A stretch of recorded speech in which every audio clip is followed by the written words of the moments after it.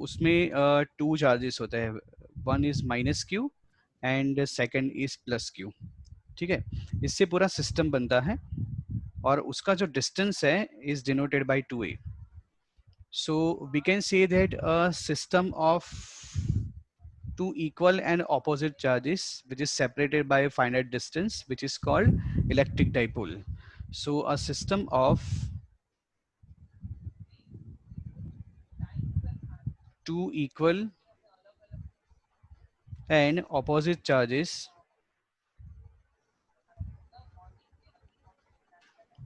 separated by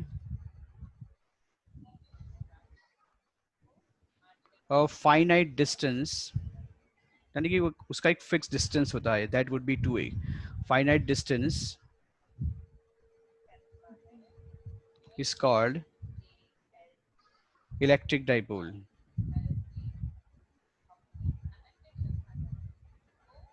electric dipole को हम generally dipole moment से हम रिप्रेजेंट करते हैं। तो उसका जो डाइपोल मोमेंट होता है it is denoted bye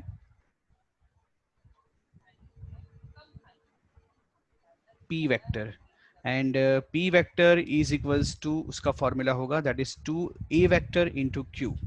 it is a vector quantity और उसका जो यूनिट होगा वो किस तरह से हम डिफाइन कर सकते हैं। देखो ये जो यहाँ पे q है उसका यूनिट जो होगा वो क्या होगा, कूलम होगा, कुलम। और ये जो 2 है वो डिस्टेंस है, तो उसका जो यूनिट होता है that would be meter. Okay, तो ये न्यूमेरिकल्स आते हैं तो उसमें थोड़ा ध्यान रखना। इसमें डाइपोल मोमेंट की वैल्यू दी गई है तो कई बार हम इसको सेंटीमीटर में रीड करते हैं, तो ये सेंटीमीटर नहीं होता है। अगर सी यहाँ पे बिग है so it represents that coulomb into meter. इसका डायमेंशन क्या होगा, डायमेंशनल फॉर्मूला, कुलम का डायमेंशनल फॉर्मूला क्या होता है?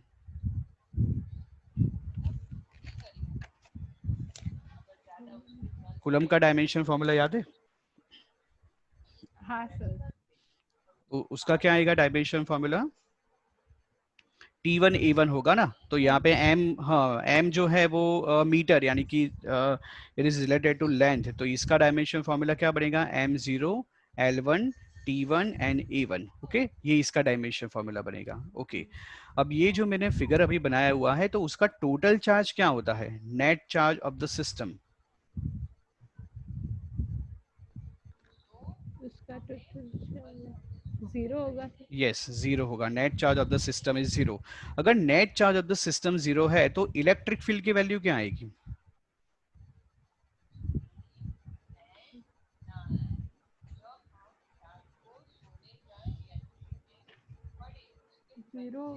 नहीं, इलेक्ट्रिक फील्ड की वैल्यू जीरो नहीं होती है। देखो यहाँ पे हमने क्या किया है, इन दोनों का एडिशन किया हुआ है। ठीक है, तो यहाँ पे हम उसका एडिशन करेंगे तो वो क्या होगा, दैट वुड बी जीरो। लेकिन चार्ज तो है नहीं यहाँ पे, चार्ज को थोड़ी हम रिमूव कर रहे हैं, यहाँ पे चार्ज तो होगा ही। तो चार्ज होगा तो इलेक्ट्रिक फील्ड है। ठीक है, चार्ज नहीं होगा तो इलेक्ट्रिक फील्ड नहीं होगा। तो electric field is not zero. Okay, electric field zero नहीं होगा। ये कंडीशन तुम्हें याद रखनी है, ये एमसीक्यू में पूछते हैं। ये वाली कंडीशन जो मैं अभी बता रहा हूँ, यहाँ तक जो इलेक्ट्रिक डाइपोल है उसका टॉपिक खत्म हो गया। ये 2 मार्कर थियरी है जनरली। तो एमसीक्यू में ये क्वेश्चंस आपको पूछेंगे कि if Q tends to infinite and 2a tends to zero होता है, then it's called point dipole. Okay, उसको बोलते हैं point dipole. Clear? So this is regarding electric dipole. ये इलेक्ट्रिक डाइपोल के लिए हुआ ये पूरा सेक्शन। अब इसके रिगार्डिंग जो दूसरी थियरी है that is electric flux. Electric flux sir ये प्रूव एमसीबी आपने सर बोला वो ऐसे प्रूव किया हुआ है या फिर ऐसे ही कौन सा वाला? सर अभी आपने बोला ना कि क्यू इनफाइनाइट से ज्यादा 2a अगर 0 हो तो फिर वो पॉइंट डाइपोल होगा। हाँ, यानी कि Q की जो वैल्यू है वो इनफाइनाइट है और 2a टेंस टू जीरो का मतलब क्या होता है कि जो दो चार्जेस होगा उनके बीच में जो डिस्टेंस होगा ना वो क्या होगा, which is very near to zero. Very near to zero यानी कि ऐसे मान ले हम, देखो प्लस और माइनस चार्जेस है वो दोनों एक दूसरे को कॉन्साइड कर रहे हैं, ऐसा टाइप का। तो यहाँ पे तो बीच में डिस्टेंस तो वो कितना कम होगा, तो इस टाइप की जो डाइपोल होती है उसको हम क्या बोलेंगे, that is a point dipole. ये दिखता ही है ऐसे जनरली, ठीक है। इस टाइप की डाइपोल को हम बोलेंगे पॉइंट, क्योंकि देखो इसको मैं अगर बिगर ऐसे कंसीडर करूँ, लेकिन अगर उसको लार्ज डिस्टेंस से अगर मैं देखता हूँ तो ये मुझे ऐसे पॉइंट जैसा ही दिखेगा ना यहाँ पे, ठीक है। So that's why it is called point dipole. हाँ। ओके, इलेक्ट्रिक फ्लक्स है स्टैंडर्ड 11 के अंदर एक फ्लूइड का एक चैप्टर आता है, मैकेनिकल प्रॉपर्टीज ऑफ फ्लूइड। तो हाँ। उसके अंदर भी कुछ फ्लक्स करके एक कॉन्सेप्ट आता था जिसको ई फ्लक्स हम बोलते थे। यानी कि वाटर का जो फ्लो है, फॉर एग्जांपल मेरे पास इस तरह का कोई एक वॉल्यूम है, इस टाइप का ऐसा कोई एक वॉल्यूम है, यानी ऐसा सिलेंडर हम ले लेते हैं, और इसमें से फॉर एग्जांपल ये जो है वो वाटर की जो फ्लो लाइंस है वो ऐसे पास हो रही है ये पर्टिकुलर क्रॉस सेक्शन एरिया में से।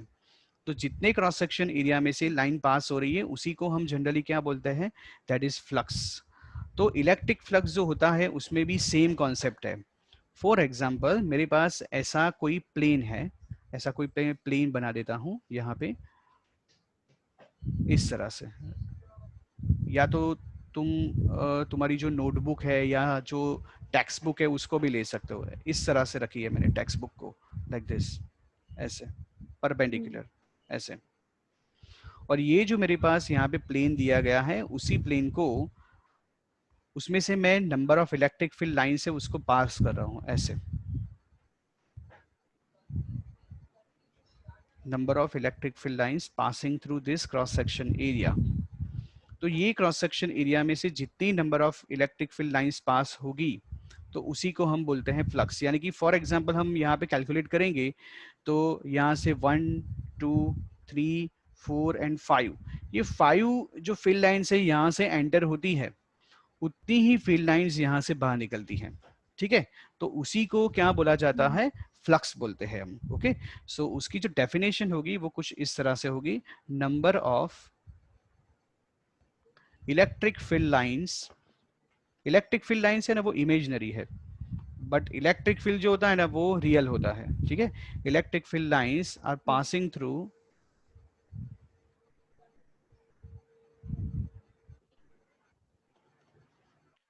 Surface area. यानी कौन सा सरफेस एरिया, जो मैंने अभी ये बुक का सरफेस एरिया या प्लेन का जो सरफेस एरिया लिया है उसकी मैं बात कर रहा हूँ। Through surface area is called E flux. E flux means electric flux. Electric flux को जनरली हम फाई से रिप्रेजेंट करते हैं, इसको हम जनरली फाई से रिप्रेजेंट करेंगे। अब देखो यहाँ पे वो चीज याद रखना, अभी तक 11th स्टैंडर्ड के अंदर तुमने जो एरिया है उसको स्केलर माना हुआ है, स्केलर क्वांटिटी। लेकिन 12th के अंदर जब भी हम एरिया यूटिलाइज करेंगे तो उसको हम एज ए वेक्टर क्वांटिटी के रिस्पेक्ट में ही कंसिडर करेंगे। तो ये जो मेरे पास मैंने फिगर बनाया हुआ है उस फिगर के अंदर यहाँ पे जो एरिया होगा वो कुछ इस तरह से आएगा। एग्जैक्टली यहाँ पे कोई भी प्लेन होता है तो उसको परपेंडिकुलर रहता है ऐसे, इस तरह से। तो यहाँ पे जो नंबर ऑफ फील्ड लाइंस जा रही है वो किस में से जा रही है, पर्टिकुलर क्रॉस सेक्शन एरिया में से। तो इसका जो फॉर्मूला है वो कुछ इस तरह से बनेगा, phi is equals to E vector into A vector. तो अब मुझे बताओ कि यहाँ पे ये डॉट प्रोडक्ट है, तो डॉट प्रोडक्ट होगा तो यहाँ पे कॉस थीटा यूज होता है या साइन थीटा यूज होता है? Cos theta, yes. Dot product होगा तो इसमें कॉस थीटा यूज होगा। So this would be E A cos theta. ये मेरा मेन फॉर्मूला है यहाँ पे, ठीक है। अब देखो इसके बेस पर मैं इसका यूनिट भी बना सकता हूँ। इसका यूनिट क्या हो सकता है, देखो इलेक्ट्रिक फील्ड का यूनिट क्या होता है, न्यूटन पर कूलम होता है। और यहाँ पे एरिया है उसका यूनिट क्या होगा, that would be meter square. तो इस तरह से भी उसका यूनिट आएगा, ठीक है। दूसरा यूनिट मुझे बनाना है तो कैसे बनाऊंगा, देखो ध्यान से देखना, ये ट्विस्टर क्वेश्चन इस तरह से आते हैं। इलेक्ट्रिक फील्ड का एक दूसरा यूनिट भी है, शायद पता हो, दैट इज वोल्ट पर मीटर। और यहाँ पे ये वोल्ट पर मीटर वाला जो कॉन्सेप्ट है ना वो सेकंड चैप्टर में आएगा, ठीक है। तो उस टाइम पर मैं समझाऊंगा, एक पूरा रिलेशनशिप आता है इलेक्ट्रिक पोटेंशियल और इलेक्ट्रिक फील्ड का। और यहाँ पे एरिया का जो यूनिट होगा that would be meter square, तो ये यहाँ पे कैंसिल आउट हो जाएगा। तो दूसरा यूनिट क्या होगा, वोल्ट इनटू मीटर, यानी इसके दो यूनिट हुए मेरे पास। तो इसका डायमेंशनल फॉर्मूला होगा वो किस तरह से आएगा, डायमेंशनल फॉर्मूला। देखो डायमेंशनल फॉर्मूला बनाना है तो इससे इजी पड़ेगा, न्यूटन, न्यूटन का डायमेंशन फॉर्मूला यानी कि वो फोर्स है उसका डायमेंशन फॉर्मूला क्या होगा, m1 L1 T-2, और यहाँ पे मीटर स्क्वायर है तो ये क्या होगा L2, नीचे कुलम है तो कुलम का क्या हो जाएगा T1 और क्या हो जाएगा A1। तो इसका डायमेंशन फॉर्मूला होगा वो किस तरह से बनेगा, यहाँ पे सबसे पहले तो आएगा मेरे पास m1, फिर यहाँ पे L1 और L2 है तो ये क्या हो जाएगा L3, ठीक है। T का क्या होगा, L3 T यहाँ पे ऊपर जाएगा सो ये माइनस हो जाएगा, सो हाँ T-3, और ये क्या -3 होगा A-1। So this is the dimension formula of electric flux. Electric flux it is a scalar quantity, ये स्केलर है, देखो यहाँ पे मैंने एरो से इंडिकेट नहीं किया है क्योंकि आप कोई भी डायरेक्शन में उसको रिप्रेजेंट कर सकते हो, तो उसका कोई पर्टिकुलर डायरेक्शन नहीं होता है, so it is a scalar quantity, it is a scalar quantity. Okay, ऐसा कोई रूल्स नहीं है कि अगर राइट साइड पर मेरे पास दोनों अगर वेक्टर क्वांटिटी है तो लेफ्ट साइड भी आपके पास वेक्टर क्वांटिटी ही मिलेगा। ओके वो स्केलर भी मिल सकता है यहाँ पे। Okay so this is regarding electric flux. अब ये तो मैंने फर्स्ट केसेस की बात करी है, अभी अभी इसके अंदर मैं कुछ ऐसा चेंज करता हूँ। देखो यहाँ पे इलेक्ट्रिक फील्ड की डायरेक्शन कैसी है, यहाँ पे है ना लेफ्ट टू राइट है, और एरिया की भी डायरेक्शन कैसी है, लेफ्ट टू राइट। यानी कि यहाँ पे मुझे ये बताओ कि ये जो ई वेक्टर है और ए वेक्टर है इन दोनों के बीच में एंगल क्या बन रहा है, 180। नहीं नहीं नहीं, जीरो, पहले सही बोला था, जीरो पैरेलल होगा। यहाँ पे दोनों सेम डायरेक्शन में है ना, देखो एरिया क्या है लेफ्ट टू राइट, और इलेक्ट्रिक फील्ड देखो वो भी लेफ्ट टू राइट है, दोनों के एरो देखो, ये देखो दोनों के एरो सेम ही डायरेक्शन में है, तो थीटा क्या होगा जीरो। 180 कब होता है कि दोनों के एरो यानी कि if they are in mutually opposite direction में होता है तो ही ये फुलफिल होगा। देखो अभी ये जो फिगर है उसमें कुछ मैं चेंज कर रहा हूँ, अब तुम मुझे बताना कि इसमें किस तरह से लॉजिक हम अप्लाई कर सकते हैं।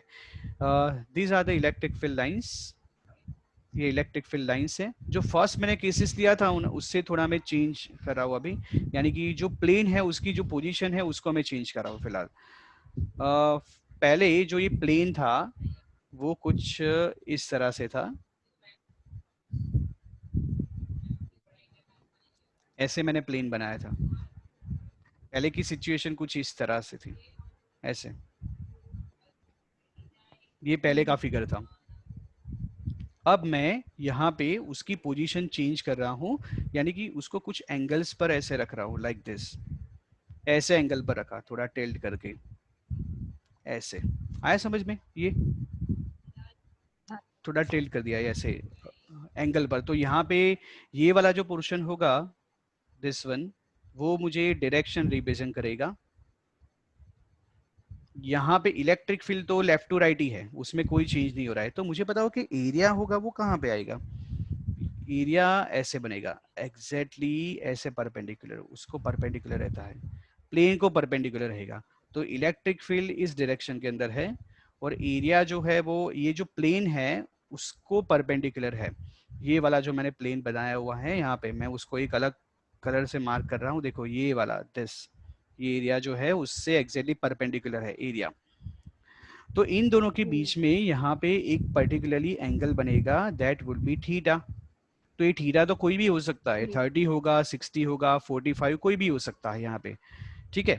तो यहाँ पे उसकी वैल्यू थीटा के अकॉर्डिंगली चेंज होगी। फॉर एग्जाम्पल यहाँ पे थीटा की वैल्यू मैं 30 डिग्री रखता हूँ और मैं मुझे बोला है कि फ्लक्स फाइंड करो, तो हम क्या करेंगे, phi is equals to E A cos theta. So phi is equals to E into A, cos क्या होगा 30, कॉस 30 की वैल्यू क्या होती है,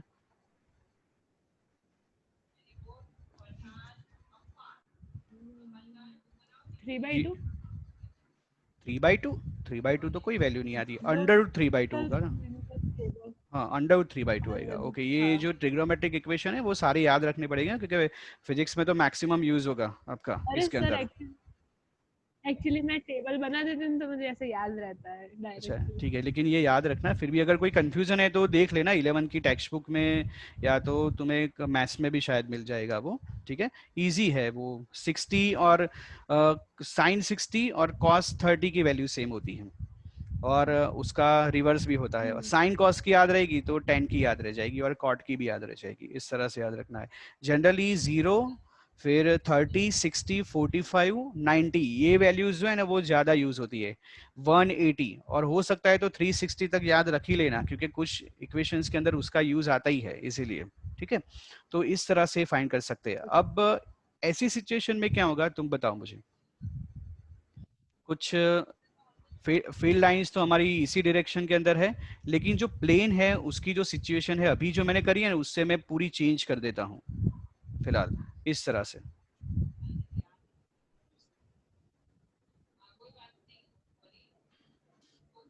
मैंने ऐसे कर दिया है प्लेन पूरा,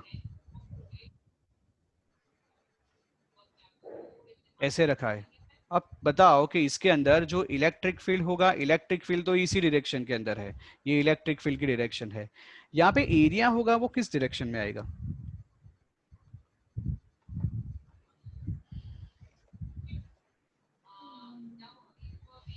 ऊपर की यस, तो ई ऐसे, ये सही है तुमने जो बोला वो उसी तरह से ना, ऐसे ना। हाँ सर।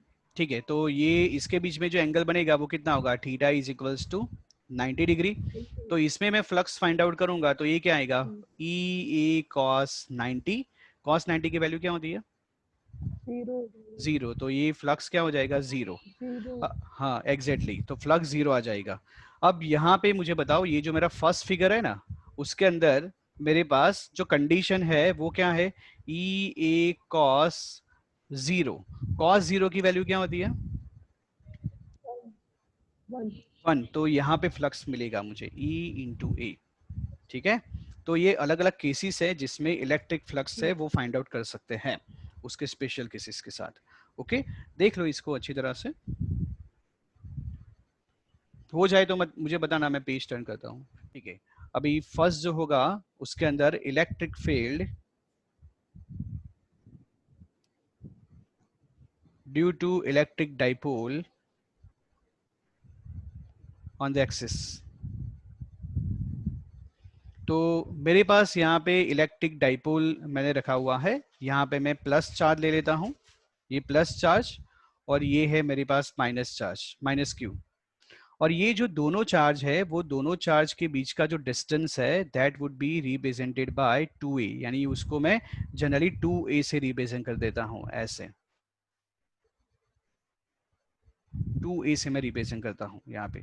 और ये जो दोनों चार्ज मेरे पास रखे गए हैं, ये दोनों चार्ज, वो दोनों चार्ज के बीच में एक ऐसी लाइन बना देता हूँ मैं ऐसे। तो अगर मैं इसको एज ए मिड पॉइंट से डिवाइड करूं इस तरह से, तो ये वाला जो पोर्शन होगा वो ए हो सकता है, और ये वाला पोर्शन भी ए हो सकता है। ये आया समझ में ये चीज? हाँ सर। ठीक है, ओके। फिगर समझ लेना, फिगर अगर आ गई ना तो पूरी थियरी आ जाएगी इसके अंदर। अब देखो मैं क्या करूंगा, मेरे पास जो मिड पॉइंट है, मिड पॉइंट क्या है इसके अंदर? यहाँ पे O, this is the mid point of this electric dipole. ये जो मिड पॉइंट मुझे दिया है, ये मिड पॉइंट यहाँ से एक आर डिस्टेंस पर यहाँ पे एक पॉइंट P है, यानी कि मिड पॉइंट से यहाँ तक का जो डिस्टेंस होगा वो होगा R ऐसे। और ये जो पॉइंट बनाया गया है P, वहां पे मुझे इलेक्ट्रिक फील्ड फाइंड करना है। कहाँ से? मिड पॉइंट से R डिस्टेंस पर एक पॉइंट P है, वहां पे मुझे इलेक्ट्रिक फील्ड फाइंड करना है। तो मुझे बताओ कि ये P पॉइंट है, यहाँ से ये पूरा एक एक्सिस ही मान लो, हम ये पूरा जो डाइपोल है मैंने एक्स एक्सिस पर ही रखा है। तो हम ऐसा बता सकते हैं ना कि एक्स एक्सिस का जो ओरिजिन है, the origin of X axis and mid point of this electric dipole are coincide with each other, ऐसे बोल सकते हैं। यहाँ पे एक्स एक्सिस का ओरिजिन भी ओ है, और ये जो इलेक्ट्रिक डाइपोल है उसका जो मिड पॉइंट है वो भी ओ ही है, तो वो दोनों एक दूसरे को कॉन्साइड कर रहे हैं।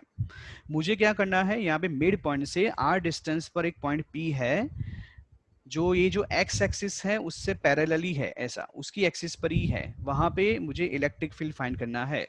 तो मुझे ये बताओ, ये प्लस क्यू से पी तक का जो डिस्टेंस होगा ना वो क्या आएगा?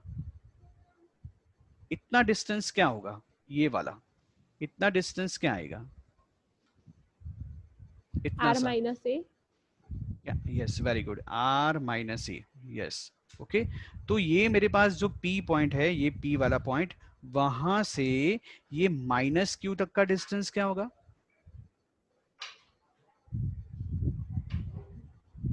R plus A. Very good, R plus है। ठीक है, ये फिगर आ गई ना, बस अब तुम्हारी थियरी खत्म ऐसे। ओके, अब देखो मुझे क्या फाइंड करना है, इलेक्ट्रिक फील्ड। तो हमारा मेन पर्पस है electric field due to point charge का जो फॉर्मूला है वो हम यूज करेंगे। देखो सबसे पहले नुसरत वो चीज याद रखना, गुजरात बोर्ड के अंदर जो पेपर चेकिंग होती है ना, वो थोड़ी टफ होती है कंपेरेटिव टू अदर बोर्ड्स। उसके अंदर जब भी कोई फिगर हम रिप्रेजेंट करते हैं तो उसका एक्सप्लेनेशन वहां पे प्रेजेंट करना जरूरी है। तुम डायरेक्टली डेरिवेशन से स्टार्ट करोगे ना तो उसमें एक्सप्लेनेशन के मार्क्स कट हो जाएगी। लेकिन अदर बोर्ड जो होते हैं उसमें वो डायरेक्टली डेरिवेशन में भी फुल मार्क्स दे देते हैं। तो गुजरात बोर्ड में वो चीज तुम्हें करनी पड़ेगी, कोई भी थियरी होती है तो उसका एक्सप्लेनेशन देना जरूरी है। हम किस तरह से इसका एक्सप्लेनेशन देंगे यहाँ पे, कि we need to find electric field due to electric dipole on axis here, plus Q and minus Q separated by a distance that would be 2a। अपनी ओन लैंग्वेज में दे सकते हो, लेकिन उसमें कुछ मेन पॉइंट्स होने चाहिए। देखो किस तरह से मेन पॉइंट ये है, the midpoint of electric dipole and origin of x-axis are coincide with each other. We need to find electric field at point P at distance r from the origin. ठीक है, समझ में आ रहा है ना जो मैं बोल रहा हूं अभी? ओके, ये थोड़ा एक्सप्लेनेशन उसका जरूरी है। अब हमारे पास electric field due to point charge की फॉर्मूला है, वो क्या है? Electric field due to point charge, उसकी फॉर्मूला क्या होगी, याद है कुछ? पॉइंट चार्ज, उसकी फॉर्मूला मैंने K बताई थी into last time. Q divided by R square. Yes very good, K Q divided by R square. ठीक है, अब देखो मैं क्या कर रहा हूँ यहाँ पे, प्लस क्यू चार्ज से मेरे पास यहाँ पे जो इलेक्ट्रिक फील्ड है उसको मैं फिलहाल ले रहा हूँ, इलेक्ट्रिक फील्ड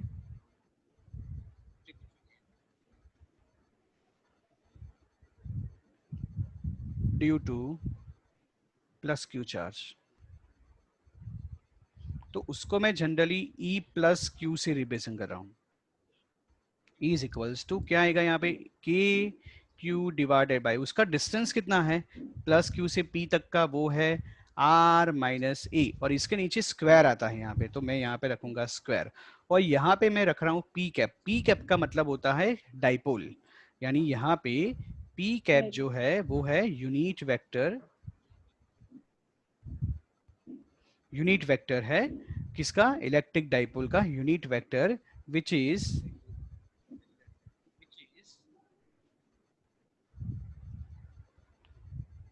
डायरेक्टेड फ्रॉम। अब देखो मैंने जो फर्स्ट थियरी अभी यहाँ पे चलाई थी इलेक्ट्रिक डाइपोल की, इलेक्ट्रिक डाइपोल में यहाँ पे जो पी वेक्टर की जो डायरेक्शन होती है वो नेगेटिव टू पॉजिटिव होती है, जबकि इलेक्ट्रिक फील्ड जो होता है ना वो पॉजिटिव टू नेगेटिव होगा, लेकिन इलेक्ट्रिक डाइपोल जो होगा वो नेगेटिव टू पॉजिटिव होगा। तो इसीलिए यहाँ पे हम लिख सकते हैं कि unit vector which is directed from negative to positive, इस तरह से।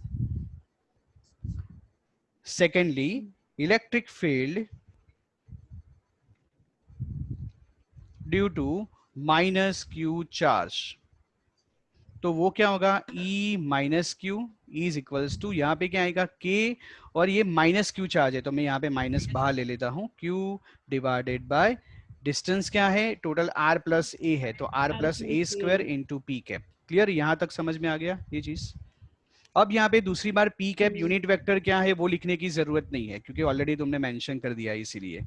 ओके, तो अब हम क्या करेंगे, दोनों का addition. So E is equals to, यहाँ पे मैं ऊपर वेक्टर फॉर्म प्रेजेंट कर देता हूँ क्योंकि मैंने पी कैप लिखा हुआ है, तो E vector is equals to क्या आएगा यहाँ पे, E plus Q plus E minus Q, इन दोनों का एडिशन कर देते हैं। तो इन दोनों का एडिशन करेंगे तो क्या आएगा, देखो के क्यू कॉमन निकल जाता है दोनों में से, दोनों में से क्या होगा, के क्यू जो है वो क्या आ जाएगा, कॉमन आ जाएगा। के क्यू कॉमन आएगा तो यहाँ पे क्या मुझे अंदर मिलेगा, 1/r-a होल स्क्वायर, और यहाँ पे क्या होगा, माइनस होगा ना, प्लस माइनस माइनस, तो 1/r+a होल स्क्वायर, और p कैप भी यहाँ पे कॉमन निकलेगा। क्लियर, यहाँ तक क्लियर है? ठीक है। अब हाँ सर। देखो यहाँ पे किस तरह से होगा, is equals to k Q, अंदर ब्रैकेट में था मेरे पास 1/r - a whole square minus 1/r + a whole square, कुछ इस तरह से था। अब मैं इसका क्रॉस मल्टीप्लीकेशन कर देता हूँ, दैट इज के क्यू, यहाँ पे होगा मेरे पास पी कैप, ये कुछ इस तरह से आएगा, r + a whole square minus r - a whole square divided by, नीचे का किस तरह से फॉर्मेशन होगा, नीचे एलसीएम जो होगा r वो किस,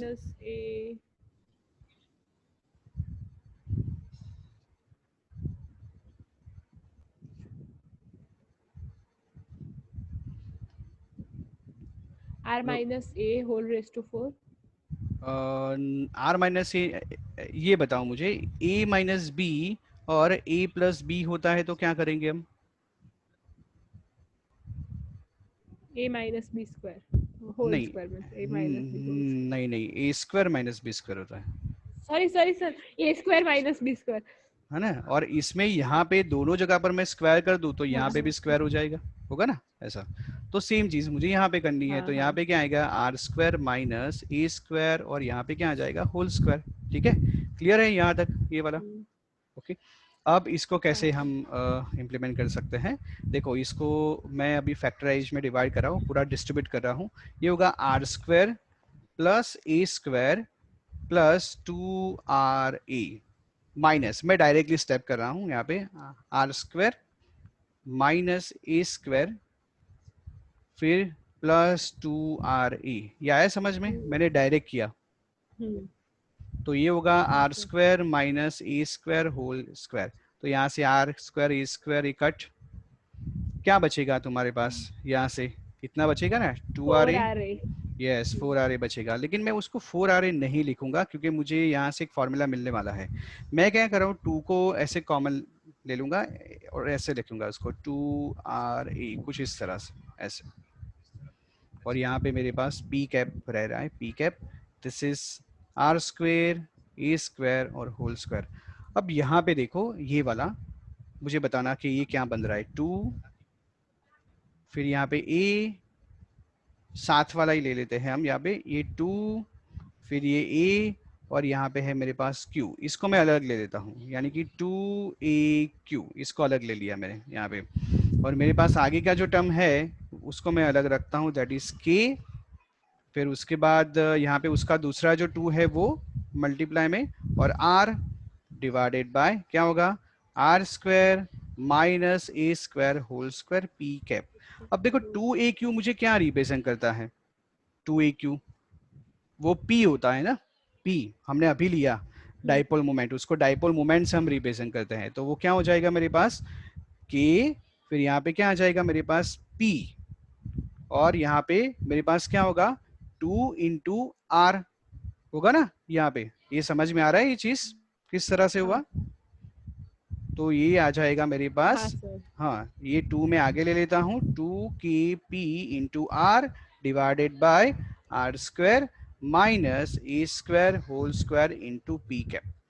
अब ये कंडीशन रखनी है कि if r is very much greater than a, then a will be neglected, उसको मैं नेग्लेक्ट कर रहा हूँ। तो ओके सर। यहाँ पे देखो E vector is equals to क्या आ जाएगा, 2kp r डिवाइडेड बाय, ए को मुझे यहाँ पे क्या करना है, नेग्लेक्ट करना है, तो नीचे से यहाँ से ए चला जाएगा, तो ये क्या बचेगा r² और उसका भी whole square into P cap, whole square. तो ये क्या आ जाएगा 2kp r divided bye r⁴, यहाँ से r कट तो यहाँ पे क्यूब बचेगा, तो ये क्या आ आर जाएगा, cube. E cap is equals to 2kp divided by r³ into P cap. So this is the formula for electric field due to electric dipole on axis, यानी कि on axis के लिए पूरा थियरम है। Okay, ये पूरा theorem देख लो इसको अच्छी तरह से, सारा टर्म देखना अच्छी तरह से। तो सर हमें जब वैसे एग्जाम